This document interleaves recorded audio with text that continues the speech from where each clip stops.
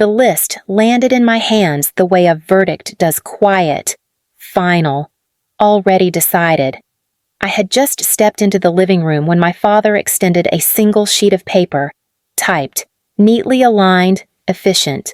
No greeting, no eye contact, just procedure. Clean the house, coordinate dinner, wrap gifts, handle groceries. My mother's voice floated in from the kitchen, light and practiced. Connor's under a lot of pressure right now. Let's keep things smooth this year. My brother leaned against the doorway, phone in hand, half smiling like this was all background noise. You're better at this stuff anyway. Something in my chest went still.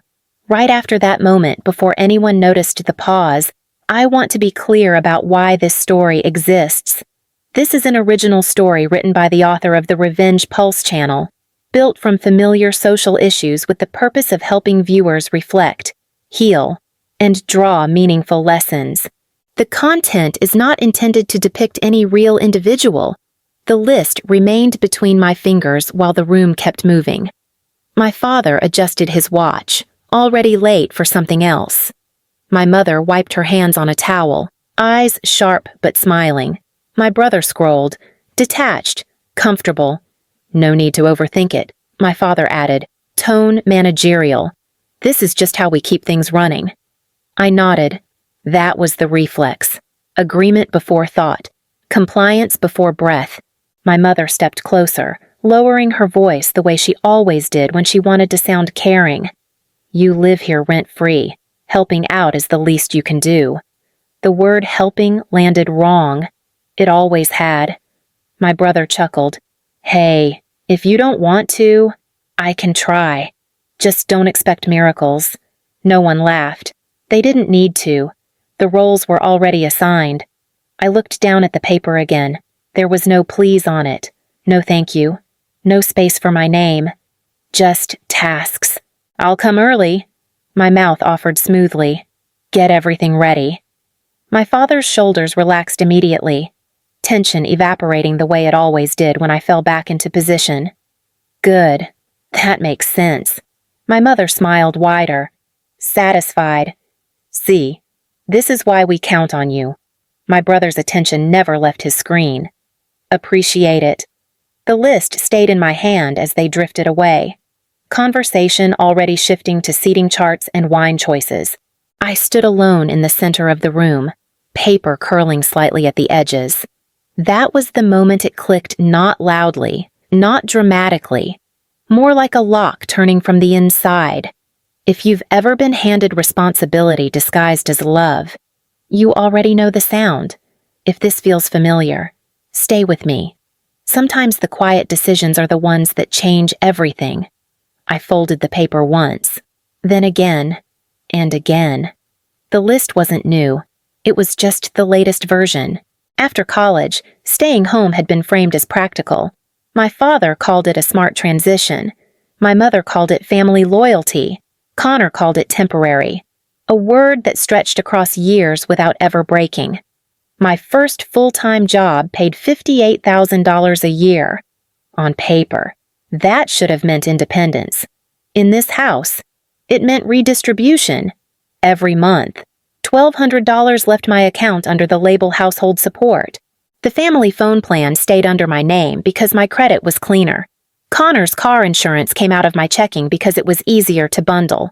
Groceries rotated onto my card whenever my mother frowned at the total. My father liked to frame these moments as lessons. This is how adults contribute. His voice carried pride, as if he were mentoring me into responsibility instead of draining me into silence. When I mentioned moving out the first time, the kitchen went quiet. My mother turned slowly, eyes already wet. So you're just going to leave us struggling? My father didn't raise his voice. He never needed to. Renting is throwing money away. You're smarter than that. Connor leaned back in his chair, arms crossed, amused. Must be nice to have options. Options. The word stayed with me. The group chats never included me when decisions were made. Vacations appeared as photos.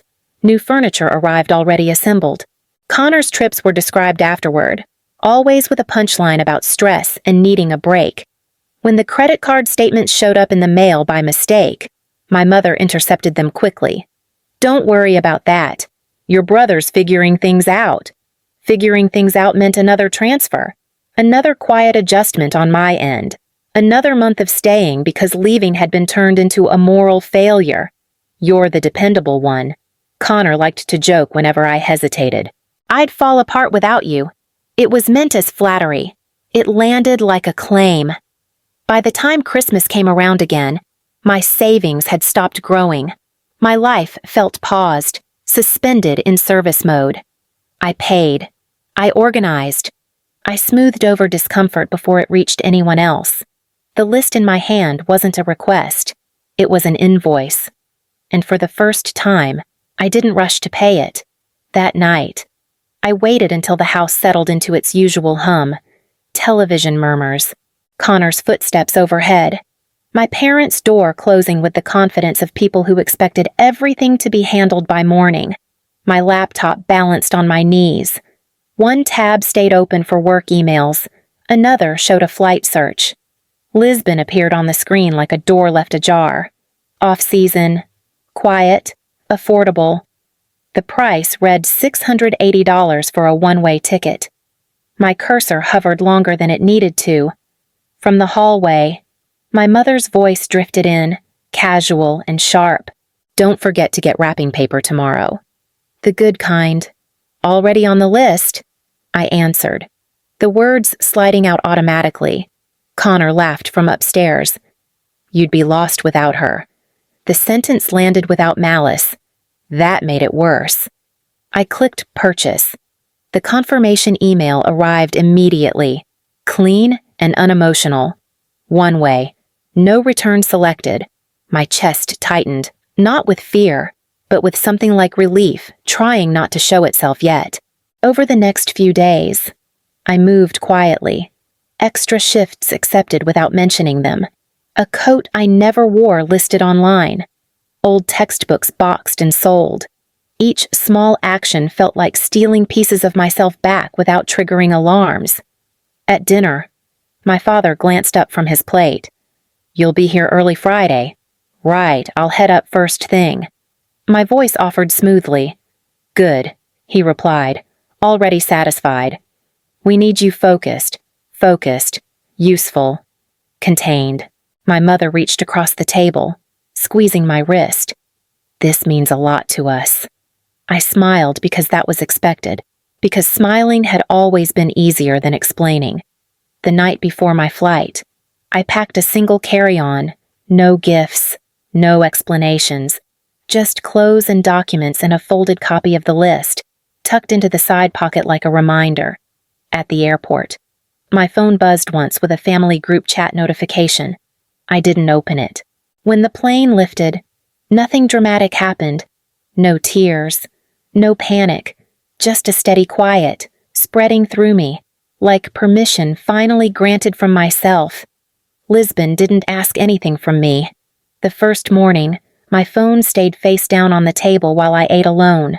No reminders, no follow-ups, no one checking whether I had remembered to do something for them. The silence felt unfamiliar, like a room I hadn't been allowed into before. A message from Caleb appeared that afternoon. "You landed." I typed back a single word. "Yes." No questions followed, no advice. The absence of expectation settled gently. On the second day, habit tugged at my hand. I flipped my phone over, thumb hovering where notifications usually waited. The screen stayed dark. My body reacted before my mind did, a tightness behind my ribs, the old reflex of bracing for demand. At home. By now, my mother would have noticed. "Did you remember the wine my father would have followed?" Voice clipped. "We talked about this." Here, nothing happened. On the third day, the reflex softened. I slept without alarms, ate when I was hungry, walked without checking the time. When I passed people laughing loudly on the street, no part of me wondered if I should be doing something more useful instead. That evening, I finally connected to Wi-Fi. The phone vibrated hard against the table, once, then again, then wouldn't stop. Missed calls stacked faster than I could count. My mother's name repeated until it blurred.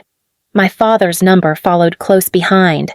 Connor's appeared twice, which was more than he ever called unless something was wrong.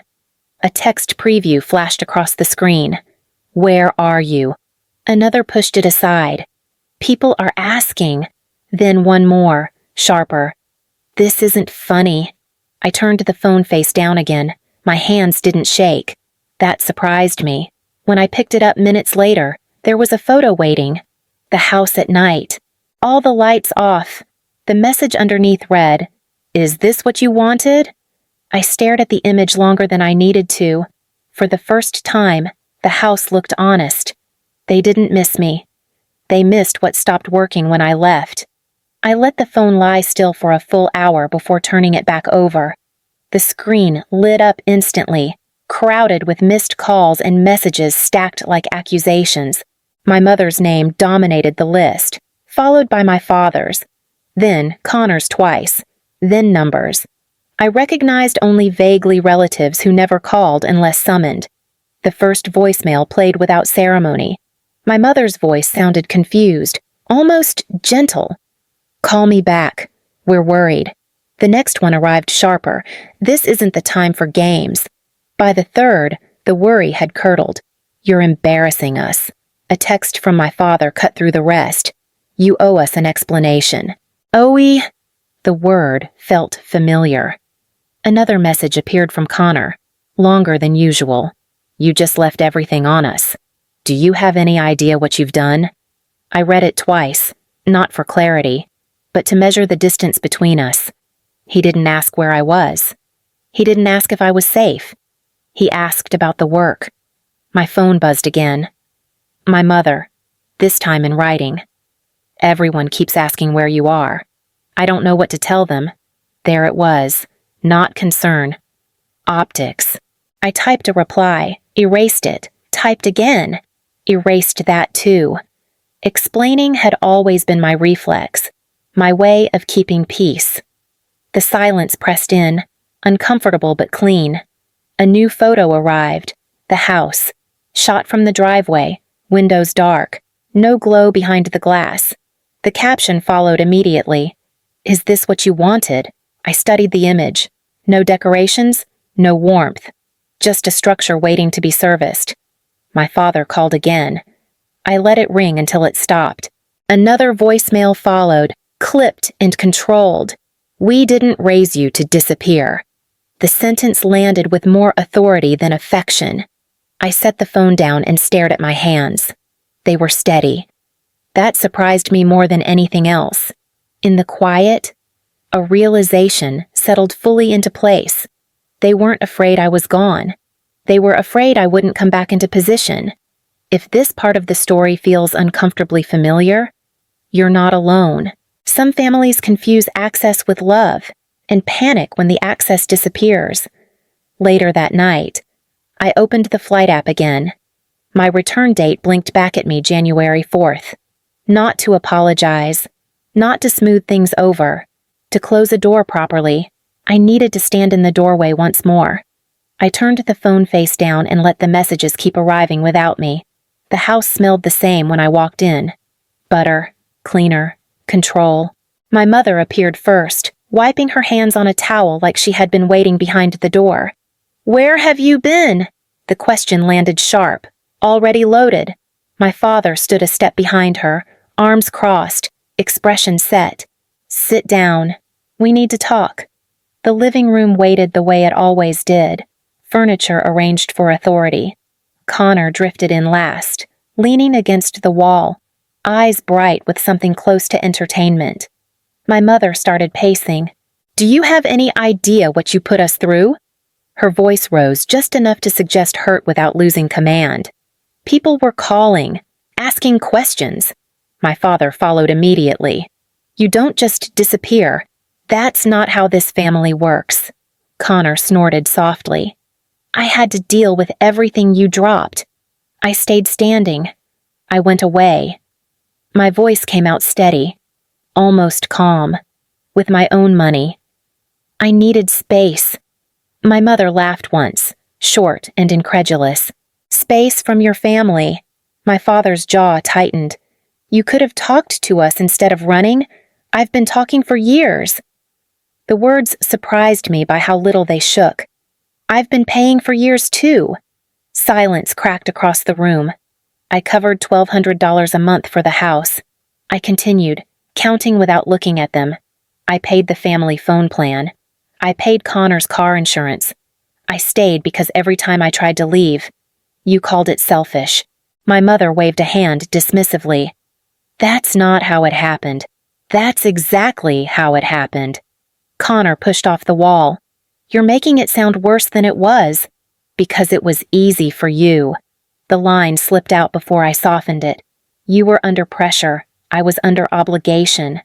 My father's voice dropped, measured and cold. Families help each other. That's what you're describing. I was helping. I answered. You were deciding. My mother stopped pacing. Her smile returned, brittle. You live here rent-free. Don't rewrite history. I paid every month. I replied, You just didn't call it rent. Connor scoffed. So this is about money now. It's about control. The word hung there, heavier than I expected. My father stepped forward. You're being dramatic. Something finally shifted. Not anger, not fear. Just a clean line drawn inside me. I'm done, I said. And this time I didn't lower my voice. Done being the one who makes sure everything keeps working while I disappear. Connor laughed, but it sounded thin. And where exactly do you think you're going to go? I turned toward the stairs instead of answering. The bags were already packed. 2 of them. Quietly prepared before Lisbon, before hope tried to talk me out of certainty. When I came back down, they were frozen in place, caught between outrage and disbelief. I didn't ask permission. The door closed behind me without a slam. And for the first time, the silence followed me instead of chasing me.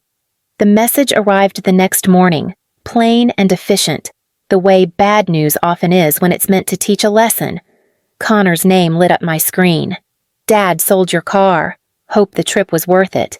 For a moment, the words didn't register. Not shock, more like my mind refusing to give them weight. The car had been mine, paid in full, registered under my name. At least, that was what I had believed. I typed back slowly. What do you mean sold? The reply came faster this time. It was sitting there unused. Dad handled it. We needed the cash.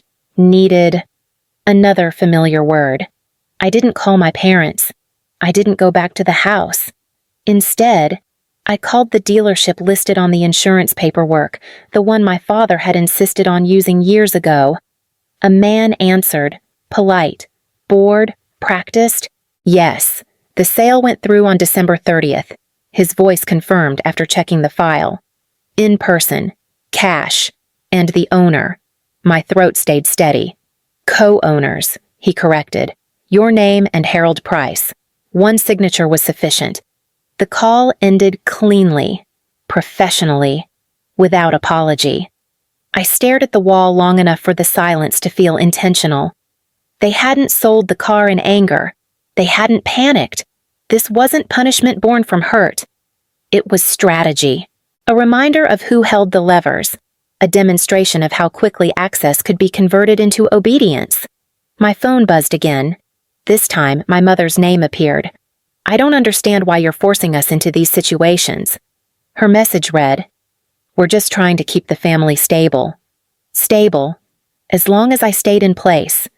Another message followed from my father, clipped and formal. You left without discussion. Actions have consequences. I didn't respond. Connor sent one last text, shorter than the rest. You could have avoided all this. Avoided by returning. By apologizing, by stepping back into the role that made everything easier for them. I closed the thread and set the phone aside. Something inside me burned, but not wildly. It wasn't rage. It wasn't grief. It was a clean, steady flame, the kind that doesn't flicker when challenged. They wanted proof that I couldn't live without their permission. Instead, They handed me clarity. And clarity doesn't ask to be taken back. I didn't announce anything. I just started removing access. The bank teller looked up from her screen, polite and neutral. You'd like to move all funds into a new account. Yes. My voice stayed even, one with no secondary access. She nodded, fingers moving quickly. That can be done today. At home. My phone lit up while I changed passwords. Email first, then banking, then every account that had ever assumed I belonged to someone else. Each confirmation felt small, almost boring. And that was the point. A text from my mother slipped through before I canceled the family phone plan. We need to talk about what you're doing. The service agent on the line sounded cheerful. You're listed as the primary holder. Canceling will disconnect all other lines. That's fine. Another buzz. This time my father, this is unnecessary. Unnecessary was letting them reach me whenever they felt entitled. I signed the lease that afternoon. A one-bedroom walk-up in Jersey City. $1,450 a month. No yard, no expectations, just a door that locked behind me. The landlord handed over the keys with a brief smile. First place on your own. First real one. Back in the empty apartment, the silence felt different. Not charged, not watchful, just open. My phone vibrated again. Connor's name flashing like a last attempt. You're overreacting. I turned the device off instead of replying. That night, I sat on the floor with a borrowed chair and a mug I'd bought from a thrift store. The space echoed slightly, unfinished but honest. This wasn't revenge. Revenge would have required staying connected. This was recovery. And for the first time, nothing was waiting for me to fix it. The call came from an unfamiliar number in the middle of the afternoon. A man's voice introduced itself as calm and professional. This is Michael from a local law firm. I'm reaching out on behalf of your parents regarding a financial matter. I didn't sit down. I didn't pace either. I stayed exactly where I was. He continued, careful with every word. They're seeking reimbursement for informal financial support provided after you turned 18. The phrase sounded practiced, polished until it almost passed for reasonable. What kind of reimbursement? My voice stayed flat. Housing contributions, transportation, general care. A pause followed. Then, one more addition. The total amount comes to $39,600. There it was. A price tag on obedience. I'm not aware of any agreement. I answered. No written contract has been provided, he acknowledged quickly. This is an attempt to resolve matters without escalation. Escalation.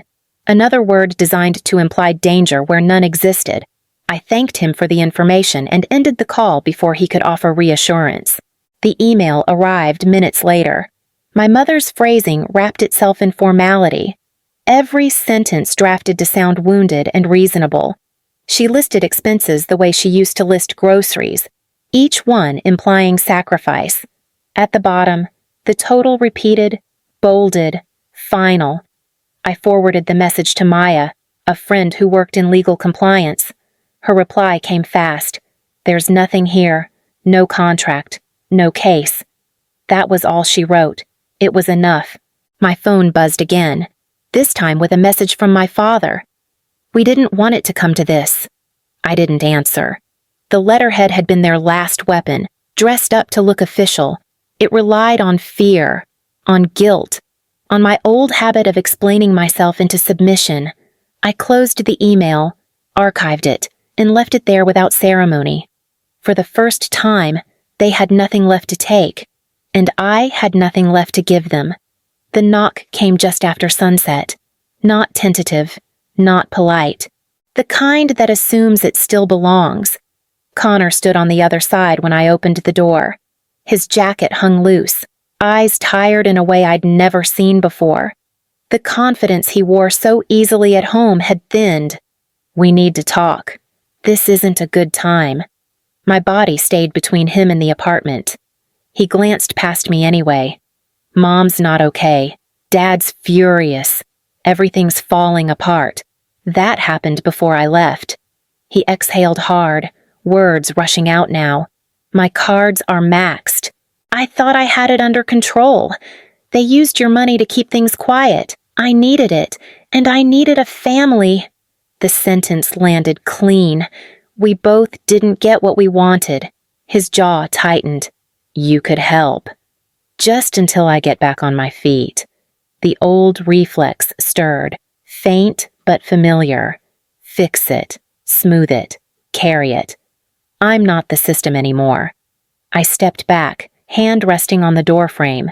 You'll figure this out the same way I had to.